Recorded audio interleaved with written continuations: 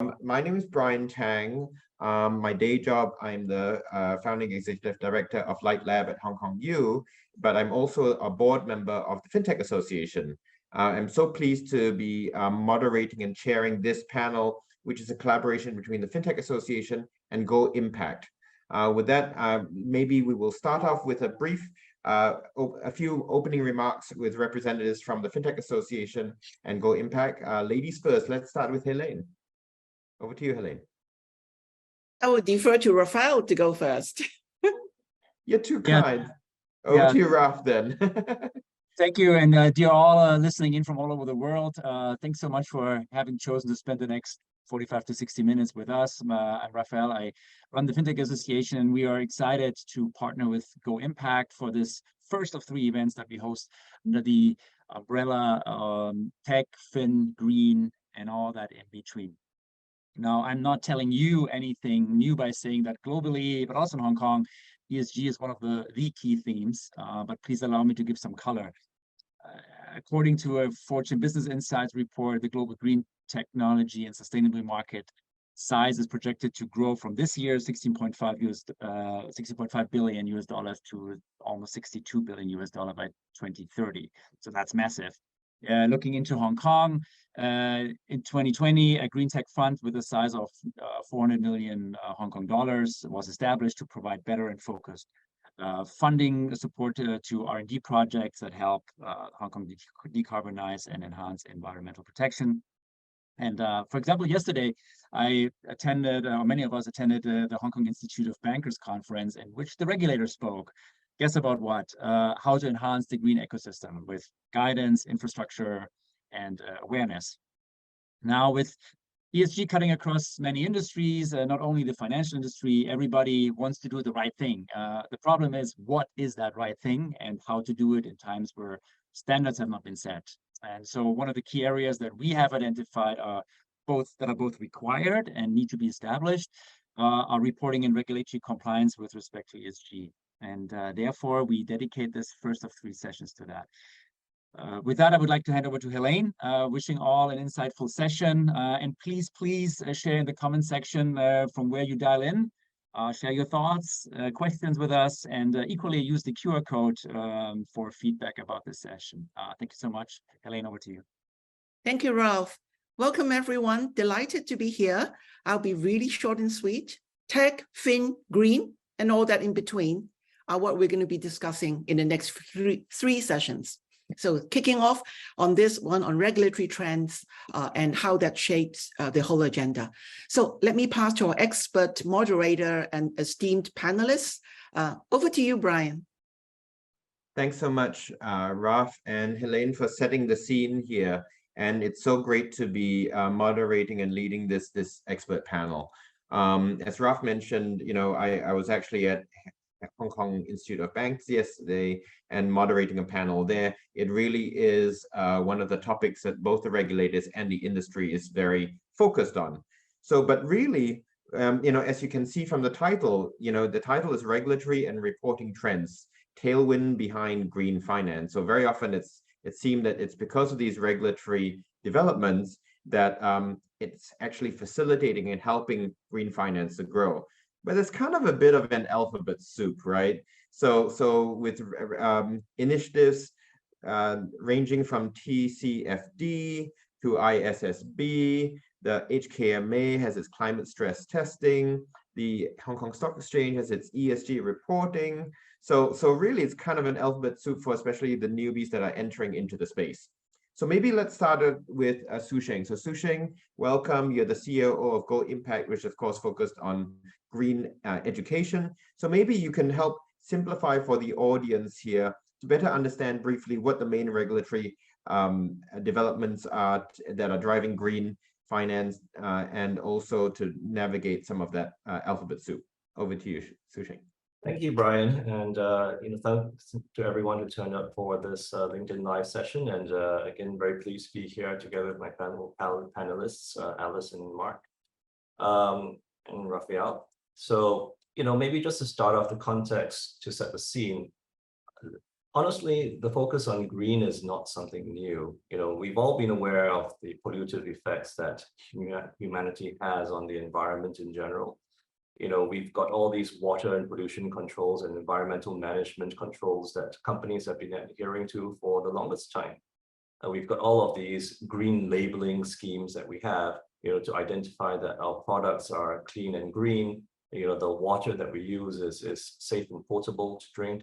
And they've been around for a very long time as well. But what's somewhat new is that finance, or at least the concept of finance, hasn't really caught up with this recognition that it needs to follow certain green trends.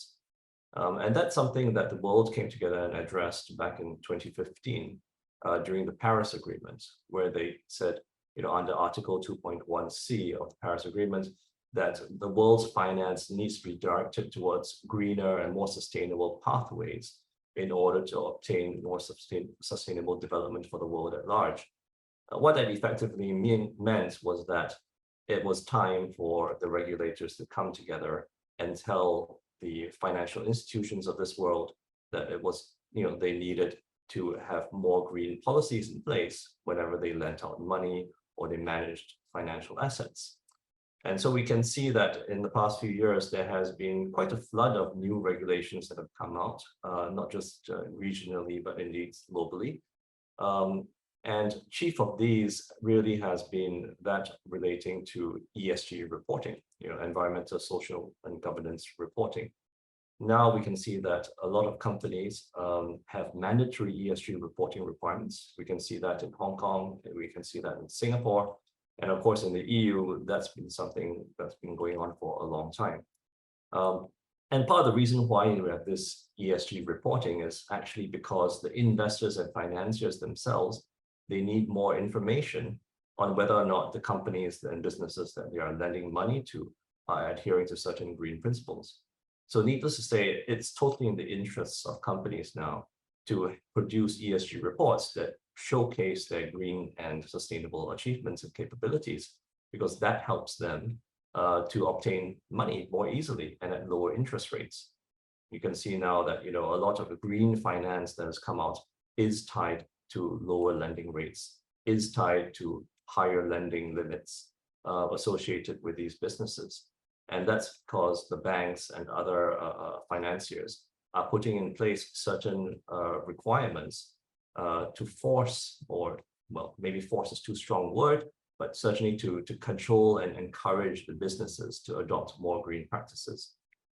But in line with this, what we also see is that there's still quite a lot of disconnect between how different green products and different green activities are classified. And that's why we can see the rise of taxonomy applications globally.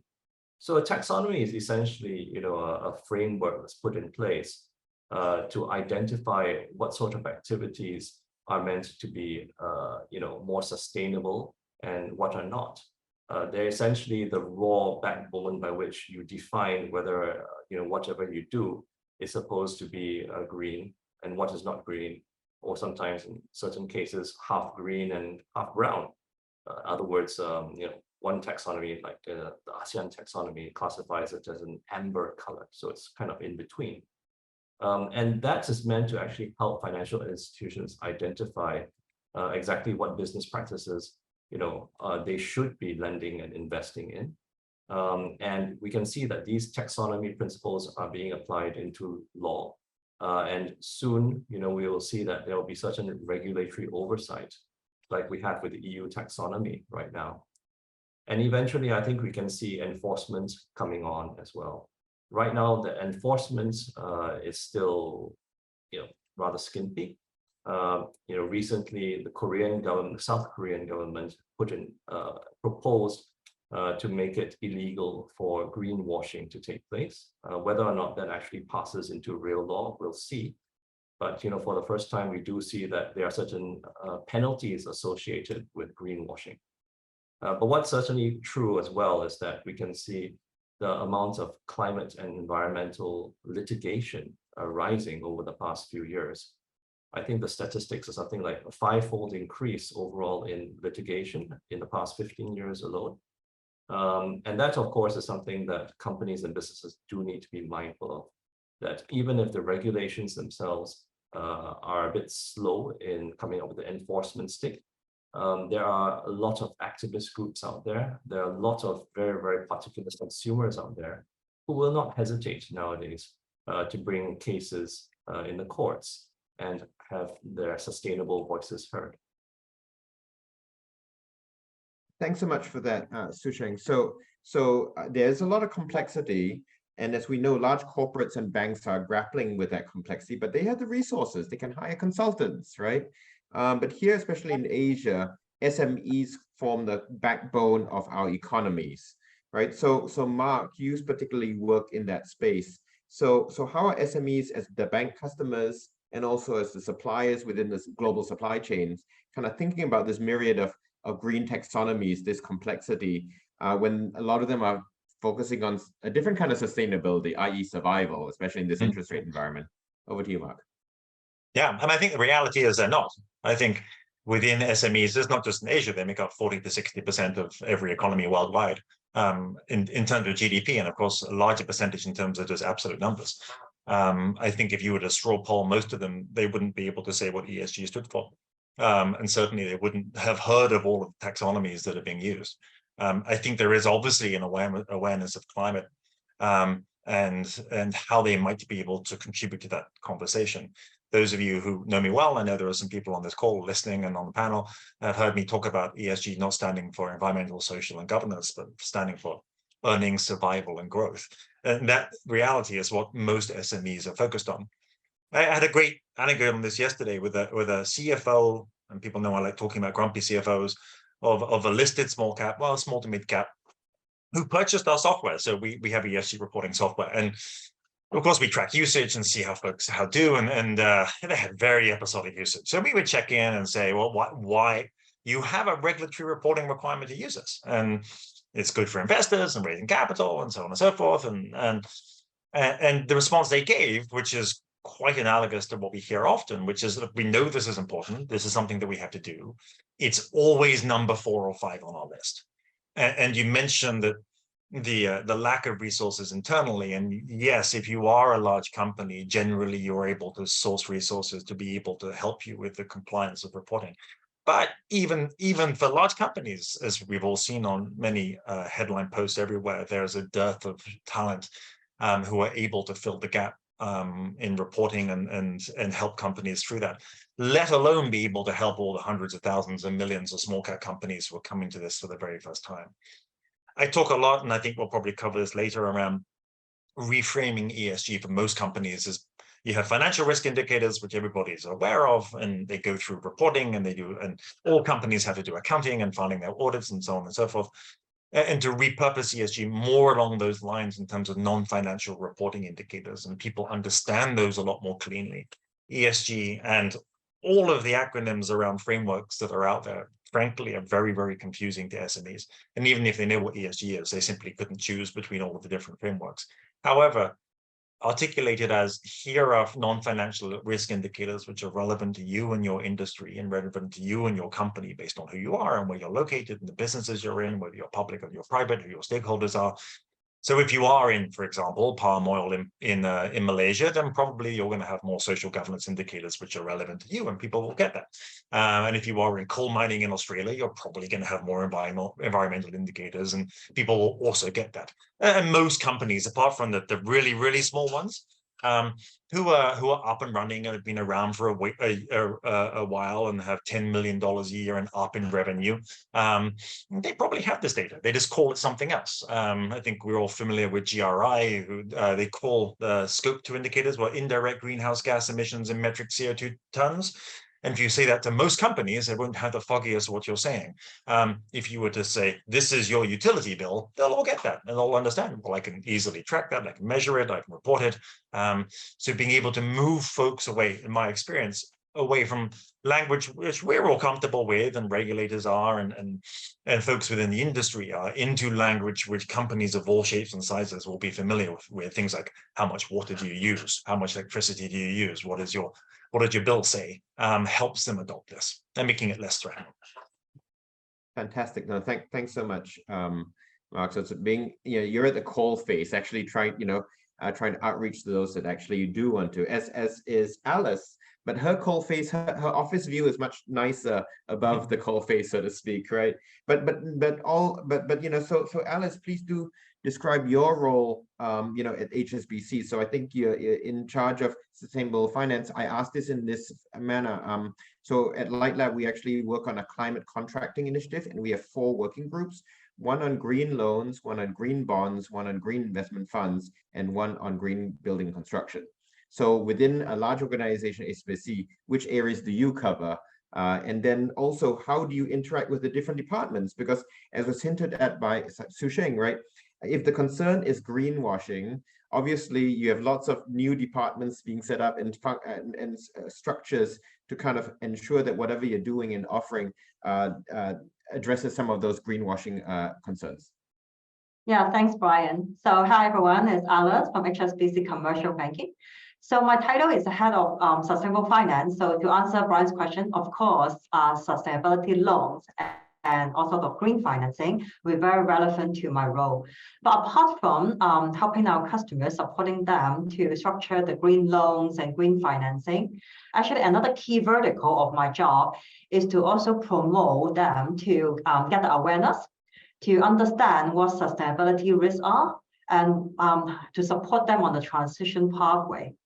So actually, Mark is our key partners. So Diginex offer very simple reporting tools. So we do want to kind of like partners with very innovative tech companies so that we can use some of the innovative tech to support our clients to understand this topic in a simpler way. So I would say in HSBC, to answer Brian's questions, like how do we interact with other departments in terms of how to minimize greenwashing. I would say we have our ESG report being published, and we adhere to the highest standard of governance because ESG is an important element. So in terms of new team setup, I would tend to say it's not like new functions and new team being set up, but we have additional focus on climate risk, on transition risk. We always, when we look into a client's credit profile, we will look into its also risk, right? Fault risk, the ability to repay, the debt servicing ability, etc. So we just look into an additional angle, which is a climate risk or transitional risk angle. So we just look in things in a more holistic way, I would say. So it's not really like we are setting up new departments or new stuff to do this, but we expanded our scope to be more inclusive and look things in a more broad manners. So we have ESG committee within our bank, and that's helped us to set as an international bank to adhere to all the standards across the world, including the ISSB, WEF, SASB. So we have a lot of different standards that we need to basically address and factor into our own policies. And we have our own reporting. And not to mention, we have a commitment, I would say ambitions, to deliver $750 billion to $1 trillion sustainable financing and also investment by 2030. And we ourselves are also target to be net zero by 2030 or sooner. So in order to achieve net zero for our own operation, we also need to help our client to achieve net zero. So we also have a financing mission ambition to achieve that by 2050. So we are working with all sorts of different departments, including risk, including reputational risk, climate risk, credit risk, and also our corporate risk, corporate sustainability teams to work on different solutions to help our clients. And of course, in my daily job, not only we work with our clients on structuring the deals, but we also hold ESG Academy, we have workshops, we have trainings. So hopefully we'll be able to train up our customers and spread that knowledge so that everyone will get on that journey sooner but not later. Fantastic. No, thanks so much. And again, there's a complexity, I think, because, for example, one of the concerns is actually for sustainability linked loans, you actually have to set targets. So whether the company's targets is actually ambitious enough or not ambitious enough, a traditional credit analyst will not know. A traditional banker will not know, right? So I think that's where you do need either skill sets, but on new departments, as I said, the panel yesterday had somebody from OCBC and her title was head of ESG risk. I was like, wow. So they're new functionalities. So how are you? How is that process evolving for you? I mean, you know, are there particular pain points there that and how are you addressing those? Yeah, definitely. I would say it's a highly evolving landscape. So when we look into the sustainability linked loans, we often will basically suggest the customers to look for a second party opinion and work with external reviewers. Because we as a bank, we will be, you know, basically also upgrading ourselves, upskilling ourselves to understand how that landscape evolve. But we are not the expertise, right? We are also learning as the landscape evolve. So involving an external party to give that SPO is very important. And it's not us who decided which loan is being labeled as SLL or green loans. Because one bank should not be the ultimate person to decide that. So we have to adhere to the green loan principle, the sustainability loan principle. So we adhere to the market standard, separate RMA, etc. And we also have a committee to form a collective view to decide whether that loan should be supported. If that KPI or SPT is not material or ambitious enough, we often have to go back to the customers and ask them to think about pushing a bit harder. Because if we are too lenient, then we're not setting the highest standard, as I just mentioned, right? So as in HSBC, we always want to set the highest standard of governance. So we also kind of like promote and educate the RM. We are setting the standard because we are actually protecting them. Yeah, because if we don't set that standard and they go for something lenient, and then as the landscape evolve, maybe next year when they do the validation, they will be advised that, oh, this is not being good enough. So you might not be able to, you know, meet some of your commitment that you have previously made. So we are actually helping the client by pushing them a bit harder. Yeah. I love that because that's what legal compliance does too. You don't like to hear what we're saying, but this is for your own good, right? Now, when we actually set up this panel, we did not actually know of your relationship with Mark and Diginex. So it's a happy coincidence because, you know, some of the greatest challenges in green finance, as you kind of both have alluded to, is on ESG data scarcity and quality. Right. So how do you, the customers are self-reporting to you. How do you know? How do you assess? Oh my gosh, all of these reports that has to be eyeballed, right? The customers themselves and the borrowers themselves, how do they have a system to actually track and measure, especially with the targets? But that's where technology can come in, right? And in fact, that's where we're working with the cross-sector group in relation to a green FinTech ecosystem map for Hong Kong to actually help financial institutions know which are the fintechs, green fintechs in Hong Kong that they can work with, of which, Mark, you are one. So Mark, maybe you can speak a little bit to some of these challenges of ESG data scarcity and quality, and maybe how fintechs, green fintechs like yourself and others are helping in this journey and helping Alice and other financial institutions in this journey. Happy to. So there are lots of facets to this. I think firstly, for a lot of companies, the reality is that the data is there. It's not that it's scarce. It's called something else and it's put somewhere else. And one of the frequent experiences that I have, and I have this often in the private equity industry, where an LP or a GP has brought us in to roll out across their portfolio companies, and they create a complex set of indicators for those portfolio companies to report upon, and we're asked to help operationalize that. And when we do, the instinctive reaction of all of those portfolio companies is, holy heck, what is this stuff? I don't know how to do it, and throwing their hands in the air and getting in a tizzy about it. But then when you walk them through and translate Scope 2 into utility bill or various other ones, they'll say, oh, well, I have got that. It's sitting with Bob in HR, or it's sitting with Mary in facilities management. So I think a lot of the data is there. Is this called something, or it's called what they've always called it, not this new term that other people are asking them to call it. How technology can help, much like with B2B sales funnels, when you create friction, you always have drop off in terms of engagement and adoption. And similarly, we see with the getting a company who may or may not be skeptical and dragging their heels about this a little bit, but understand it's important to do and are beginning to see the incentives behind it to engage with the process. The more friction you put in it, the more likely you're going to be to increase the dropout rate. So we do things like, you take, for example, the materiality assessment, which can take a lot of time. and can involve multi-stakeholder consultation, can also be expensive. One of the first things we created was a machine learning enabled recommendation engine, which mapped 77 different industries against every variation of material topic. Then we uploaded hundreds of thousands of historical materiality assessments to build a recommendation engine and worked with the major frameworks to make sure that our recommendations are accurate.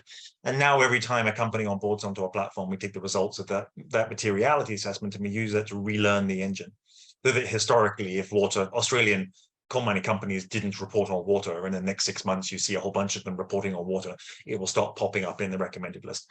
So we've been able to automate the materiality assessment with the approval of the frameworks and make it immediate. So being able to go to a company and say, let us onboard you, but take 60 seconds. And having done that, we're going to give you an immediate materiality assessment that keeps the engagement level very high. With regards to challenges, and maybe this is a good segue over to Alice a little bit.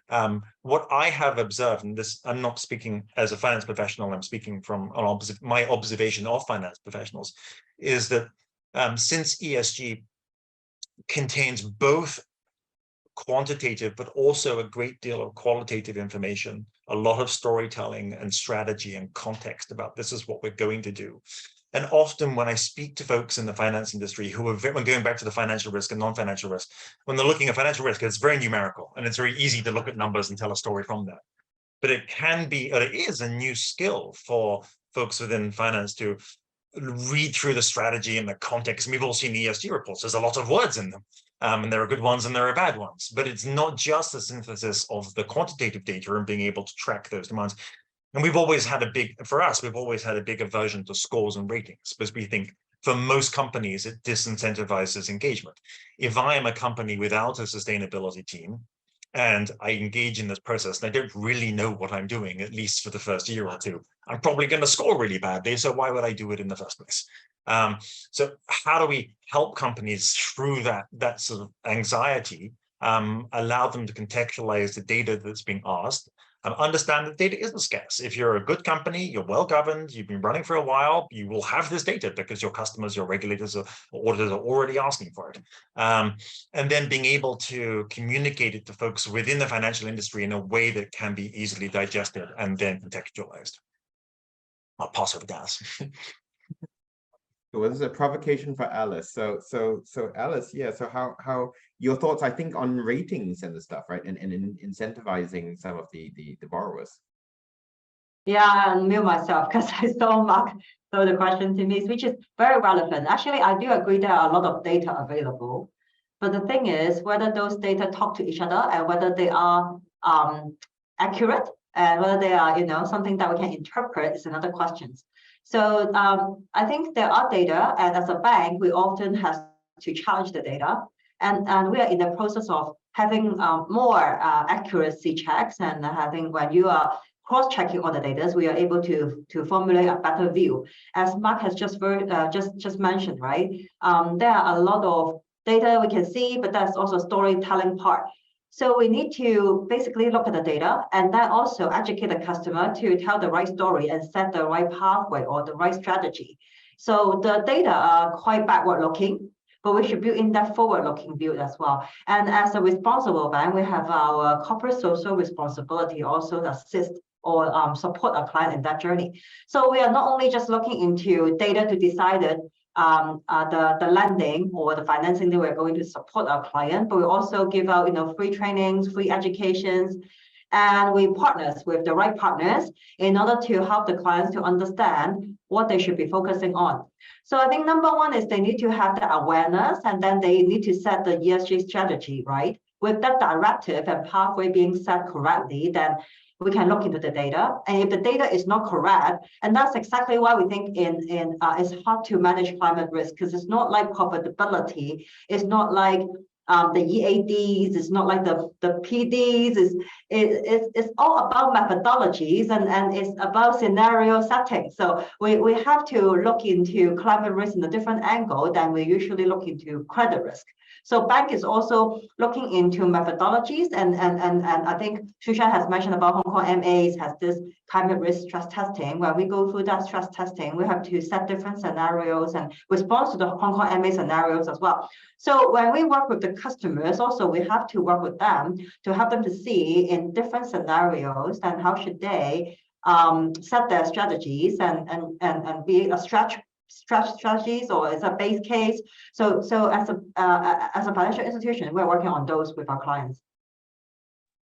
That's a great response. And in some ways, if as you were describing that, banks in using ESG kind of and the like are now actually better understanding how your clients work, right? And how they operate, and therefore helps you with your credit analysis, amongst other things, right? So that's great. We actually do have a question which is as follows. Given the rapidly changing ESG regulations and reporting requirements, what's your suggestion for how companies can keep up to date with the latest ESG reporting and regulatory requirements? And I thought that was a nice question because it actually, there are some green FinTech kind of RegTech tools out there that can help banks keep up to date. I wonder whether it's something that Alice and or Hsu-sheng might be able to speak to. And Mark too. Yeah, sure. Happy to contribute a little bit. I think bottom line is that really, in order to understand sustainability and keep up to date, you just need to be well informed. You need to read the newspapers. You need to read, the headlines. You need to be plugged into certain sustainability channels and, understand what are the latest trends that are coming out. And of course, looking at the various consultation papers frequently issued by the various regulatory authorities in the country are important, because those consultation papers will shed some light on exactly what the regulators are thinking and the path that they're moving. I mean, for example, recently, the Hong Kong Monetary Authority issued a consultation paper relating to the preliminary framework for Hong Kong's own taxonomy and sustainable finance. That obviously shows that Hong Kong authorities are planning to launch their own sustainable finance taxonomy in the near future. And you can see, based on the consultation paper and what it's saying, the taxonomy that they're looking to follow is really going to be a sort of blend between the EU taxonomy and the China taxonomy, a so-called common ground taxonomy, which is what they're going to be looking at. This actually deviates a bit from what the ASEAN taxonomy, for example, is saying. So it will be interesting to see how cross-border finance can be undertaken if you have two different taxonomies that exist at the same time. Certainly something for businesses to look out for out there. Great, thank you, Hsu-sheng. But I think part of the problem is this: who's got time to read all the different rules and even the consultations? Unless you're going to hire expensive lawyers to do that, right? I think the reality is that when you're talking about ESG and even for ESG reporting and data gathering, the reality is that it's a monumental task. If you are a big company, you probably have no choice but to hire a sustainability officer. And we can see that increasingly more and more big corporates are hiring CSOs and with teams of their own, to meet the task of this. For the smaller companies, though, it poses a very, very big problem. And eventually, right now we can see that the smaller companies have escaped quite a lot of the regulations that are happening around sustainability, but their time will come. And for example, in Singapore, recently a joint regulatory body published a consultation paper this year asking about the feasibility of unlisted companies having to undertake mandatory ESG reporting. Needless to say, whatever the Singapore regulatory bodies do publish as consultation papers almost inevitably become law. So this is something that unlisted companies in Singapore now have to look forward to. But obviously the impact of this is going to be huge. And the reality is that even for big corporates, they struggle. The data gathering is immense, and you really do need, proper systems in place, digital platforms in place to help with all the data gathering, and more importantly, synthesizing that data to arrive at some sort of scientific projection of where your numbers are going to be in the future. Because talking about targets is obviously very important in your sustainability report. I'm reminded of this conversation I had with the CSO of a major, MNC in Singapore last year. And, this MNC has 25,000 employees scattered all across the globe. And she was telling me that she was having so much trouble trying to reconcile the data that was being given to her. And one of the really remarkable problems that she encountered was that a lot of the problems came from units of measurement. Different regions were using different units of measurement. So there are some figures that she just could not. It's the Americans. Exactly. Right? Yes. So she couldn't understand some of the figures that were being thrown at her until she realized that they were being measured using different units of measurement, right? So, this is just one of the crazy examples that results from trying to gather data all across the globe. And let me tell you, it's going to get worse. Because right now, a lot of the focus on data gathering and ESG reporting is on climate change and global warming. But once you start throwing biodiversity risks into the mix, and you've got the TNFD that's coming out soon with their framework, the Task Force on Nature-related Financial Disclosures, which is the sort of sister organization to the Task Force on Climate-related Financial Disclosures. When you start talking about trying to assess the different DNA compositions of all the biodiversity that's around your office, seriously, you really will need advanced systems to do all that measurement. But I think that's where technology does come in. So to be honest, your translation, your currency point, it's just a macro. You just include the macro. Whenever it comes to the States, you just convert. It's a simple answer if you think about it from a technology point of view. From a RegTech point of view, we've seen RegTechs that are actually scouring. So within banks, financial regulations across the different jurisdictions, there are FinTechs that actually do that and RegTechs that do that. So Alice and Mark, have you guys seen, or can you name any that specifically are now targeting the ESG? Or maybe if they aren't, that's an idea for all the startups out there to, there's a space here. I was about to jump in to do a big promotion for ourselves because we do have a $3 billion fund. It's called New Economy Fund to support all the basically early stage companies, the new startups who have only completed their Series A funding. So this is quite new because usually we're looking to, as a bank, we're looking into a company that are able to generate profit already. But this New Economy Fund, we are able to look into cash burn rate, the year-on-year growth potentials. So we are able to give financing to the companies that are in the earlier stage, including some of the FinTech, some of the biotechs and climate tech, because we do believe using technology is the way to go and achieve and accelerate that pathway. Because using traditional ways, we can move that much, only that much, and not to get that jump, we need something more disruptive. So hopefully our $3 billion fund will be quickly used up and then we can upsize that in no time. So another thing is, I think to respond to what Hsu-sheng just mentioned, I guess is really important to educate our customers, be them large corporates or smaller clients. So in HSBC, to do another round of promotion, we have FTAHK Academy, which is a free training and free workshop for our clients. Not exactly only our clients, but prospect of our clients. So it can be, it could be prospect, not our existing client. They can sign up for this academy. And the upcoming one on October 6th, I think is covering the ESG disclosure and also rating. So it's very relevant to the topic that we're talking about today.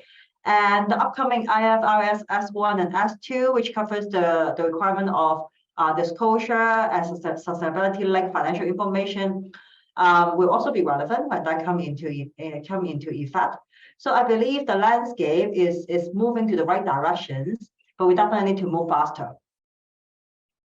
Great. So that's kind of a nice segue into kind of another question I had for the team, which is, education and incentives, right? So because of all the compliance costs and the like, what we've increasingly heard from some borrowers is say, well, actually, with all the compliance that I need to do to address the targets that we're setting, you know what? And I get that little bump in cheaper cost of capital, maybe it's not worth it, right? So how would you answer and respond to some of that? And this is where potentially the technology can come to reduce that friction, that cost, but maybe it's the education. Mark, you're nodding your head. Maybe we'll start with you. Yeah. So as one of my software engineers said to me without a hint of irony, humans are the greatest impediment to scale. So AI feels that way too, but anyway. Yeah. Obviously, ESG software, this whole industry is incredibly new. If you were to Google accountancy software, there's a gazillion and one different solutions out there. and ourselves, we use something like QuickBooks, but you have Xero, Sage. Even when I have to do my UK taxes, and there's a list of approved UK tax software providers, and it runs into the hundreds. So the depth of resources that are out there for companies in all industries, of all sizes, not to mention, of course, the professional robustness of the accountancy industry from a personal level, but the software solutions that are available to all companies who are looking to file their taxes, do their accounting, is incredibly deep. We ourselves use, for those of you on this call who have had the misfortune of doing US tax filing, we use TurboTax as one of our great inspirations. How can you turn up? How can your grandmother turn up the night before, having not done her homework, and still submit her filings on time? That was our goal. And that's where we would like to see the software come in and help reduce the cost of compliance, because if you do rely on people to do it, it will continue to be a very expensive industry, even if you can find the people to do it, which there simply aren't enough people to do it in the first place, which then drives up the costs even more. So yes, obviously it's frustration, and hopefully over time there will be, not only of course will we grow as a company, but there will be hundreds of other companies like ours that specialize in particular niches of the industry that can help companies as they go through their compliance in applying for green finance products, and just general accounting, green finance accounting and auditing. So that at least is my little plug for green fintech, right? And the growth of that to actually help this space. Alice, did you have anything else to add to that? Perhaps I would just say, actually, financial institution in Hong Kong is on the same boat. We just have to look in a long-term view, right? We need to have that vision, because we are doing this for our next generation, not for us. I don't think, none of us will live for another 100 years. It's really for the next generation to come. So it's a long-term thing. We need to keep that vision. Yes, that's the investment you need to make right now. So we can start up, we can start with something simpler by using, let's say, Diginex ESG reporting, not to go for something really massive, but we need to start first, with something even smaller is good. And that even banks in Hong Kong, we do not have any sort of benefit right now, unlike the European bank who got RWA benefit. This is definitely our wish list to get some capital benefit, but as of now, we don't.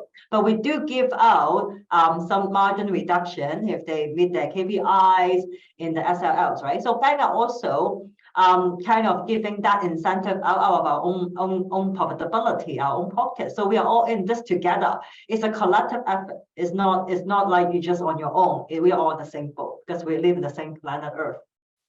Fantastic. So as we're coming towards the end, I have two last questions for each of you. We'll go around the room. So the first one is what I call my fairy godmother question, right? So if there's a fairy godmother and it says, what is the biggest uncertainty or pain point that you want solved, right, that can help grow green finance? So that they can wave a wand and say, solve it, whether it's from a regulation or a government or an industry-wide initiative or technology. Maybe we'll start with you, Hsu-sheng, briefly. What would you wish from your fairy godmother? What I would wish, quite honestly, is for company law to change. I think the fundamental issue that we face here is that businesses are operating based on principles that were established in the 18th century, based on, Milton Friedman economic theory, on Keynesian economic theory. And these are based on the idea that we have a strict linear economy and the world's resources are essentially infinite. That's not true.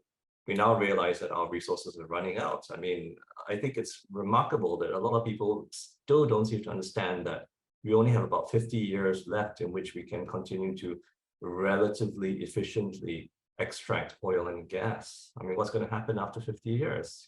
Basically we run out of energy. If we don't change our energy habits and the way we do things, we will literally run out of energy in 50 years, probably less than that. If company law changes, if the memorandums and articles of association of a company actually change to explicitly state that companies do need to look at more sustainable activities in order to generate value for their business, then I think there will be some very profound, very fundamental changes in all organizations across the world. But obviously, this is something that needs to be done on a global scale, and there needs to be a certain conformity in the sort of sustainability language that we want to enshrine into company law. Is that going to happen? Well, as you said, it's wish list. So thanks for that. So I later on found out that Hsu-sheng was also a former lawyer. So what I would, for those who are interested in going down that road, look up what they call stakeholder capitalism, right? Ben & Jerry's tried that. And more recently, you've got the Patagonia new structure where they've got nature as the shareholder, and also the concept of donut economies, right? So I was speaking at the Global Alliance for Impact Lawyers in London, and the leader of in Patagonia spoke there. So it's a really interesting structure on corporate law and using corporate law to change the environment. Mark, what would the fairy godmother grant for you? I mentioned this earlier, and it's a little bit contrarian, but I think ESG as a term now has become to mean too many different things to too many different people. And I think you can ask all types of different demographics and stakeholders what ESG means, and they'll all give different answers. And because of that, then there's going to be continued confusion around what it means to do ESG, even if you know what ESG stands for.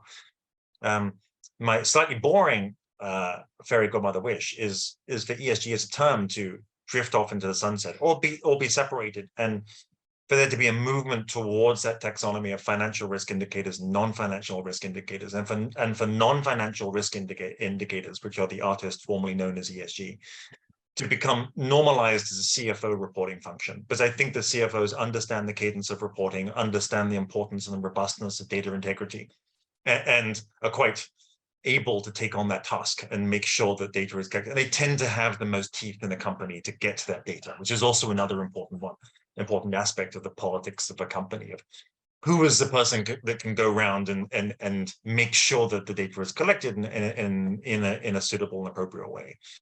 So I think as companies start to report, they think of it as normalized as I have to do my annual reports, and my annual reports include a whole bunch of indicators on profit and loss and a whole bunch of indicators on how I'm impacting the environment or society broadly, or how the environment and society is impacting me.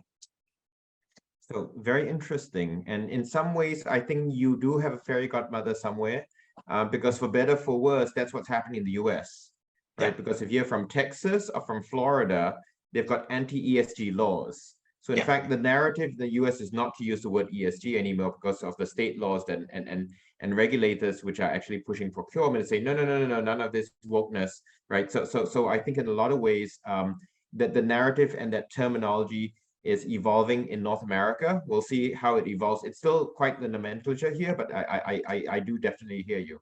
Alice, just to add to what Mark said, I think his wish is certainly closer to fruition than mine. The ISSB has obviously published its recent framework, and unlike other reporting frameworks, it focuses really on financial materiality, and it centers the question of ESG really on what is the financial risk to the company. And we do see that, given that ISSB is part of the IFRS, eventually this sort of reporting function, or at least any company that undertakes ESG reporting under ISSB, is probably going to have to look to the CFO to undertake that responsibility, and ultimately that sort of liability. So again, I do definitely agree with the direction of what you're saying. So for those that don't know, I was an IPO lawyer, right? So actually, a lot of that comes from the financial reporting aspects.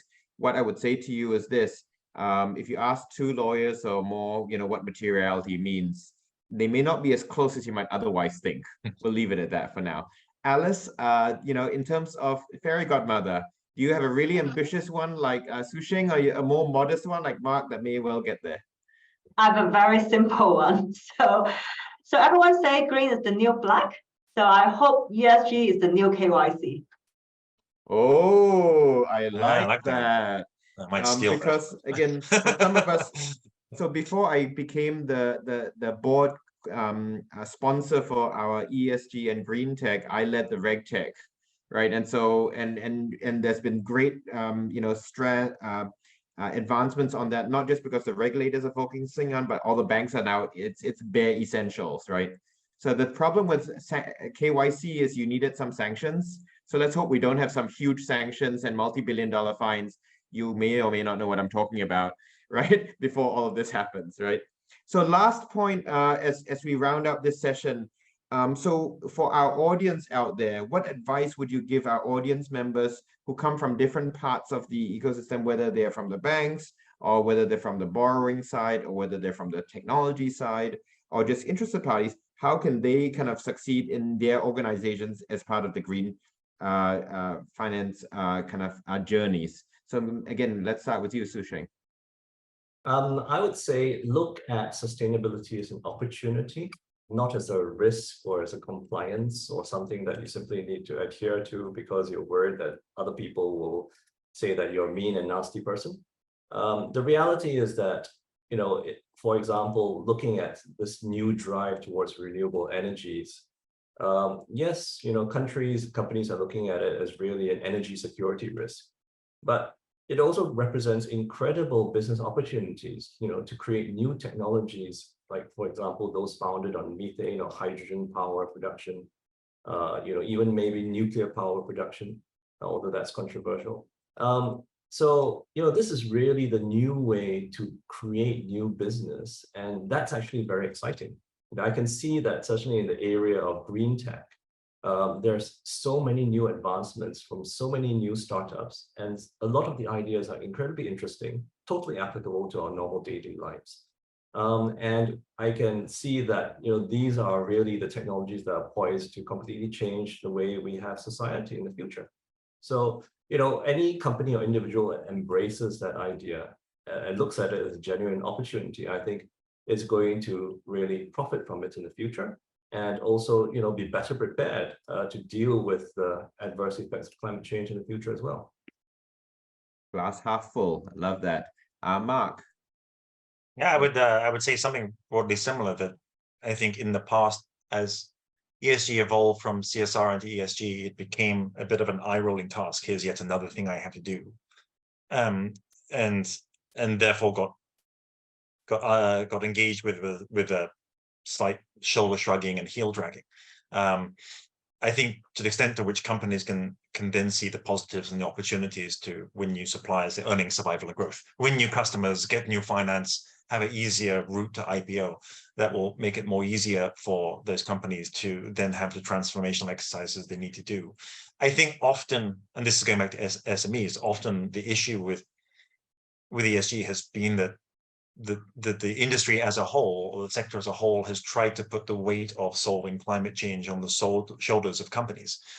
And if you are a large company, that's fine. You can engage with that process and you understand it, and you can see potentially how you would have real impact. But for smaller companies, it's too nebulous for them, and it's too far away, and they'll think, well, who am I, this little company, to have any impact on this whatsoever? Whether I do this or I don't do this is not going to matter.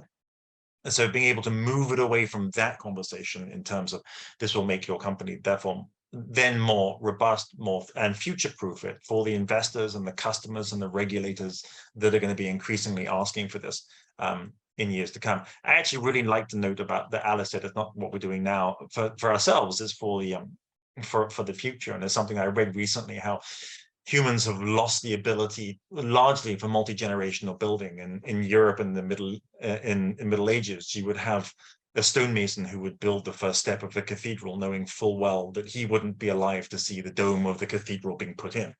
And I think being able to think along those lines is a very inspirational one. Very good. Last but not least, Alice. I would say my advice is don't get overwhelmed by all the involvement in this landscape. It might sound complex, but it could be very simple as well. And it takes a collective effort for every one of us to take part to achieve that. So stop, just thinking, but also start doing. And if you need, all sort of advice, you can go to GoImpact. They have a wide spectrum of all the knowledge center. And then if you need, some simple reporting tools, data tools, and go to Mark in Diginex. If you need require any financing, come to us in HSBC. Fantastic. Wow. Nice pitch to round it all out. Well, look, I really appreciate it. Look, I've disappeared from the screen. Yeah, where are you, Brian? I'm invisible now. The camera doesn't like my low lighting. So look, thank you also very much. If everybody could put their virtual hands together to thank our wonderful panelists here for their sharings. I've been reminded that we love to hear your feedback in terms of a survey form that will be shared. If you can share your feedback so that we can help plan for future events. As you have heard, this is the first of 3, so we'd love your feedback in terms of the areas. We already have certain things in mind, but we'd love to hear from you as well. Once again, thank you so very much, Alice, Hsu-sheng, and Mark, for joining us here on the inaugural session. And you've really set the ball rolling, and look forward to great things to come. Once again, thanks again. Good night. Thank you, Brian. Thanks, Yeah. Alison. Thank you very much. Bye. Bye. Bye-bye.